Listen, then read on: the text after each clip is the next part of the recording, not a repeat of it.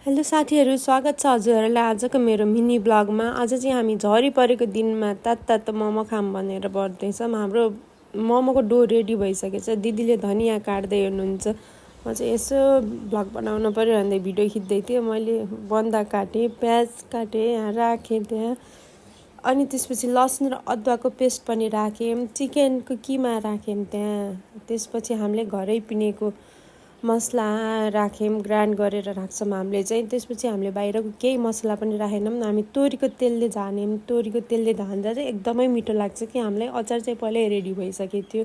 French fry पनि खाऊँ न त भनेर फ्रेन्च फ्राई बनाएँ। मोमो चाहिँ हाम्रो यता बोल्दा बोल्दै रेडी भइसक्यो। यति छिटो रेडी भयो थियो नि मोमो, र यस्तो मिठो भयो थियो। अहिले यहाँ रियाक्सनमा देखिहाल्नुहुन्छ, बुवाको पालो। अब हामी कागती पानी चेयर्स गरौँ न त भनेर चेयर्स गर्दै बसेको थियौँ। दादाको मोमो टेस्ट गर्ने पालो आउँछ ल। अब दादाको प्रतिक्रिया हेरौँ।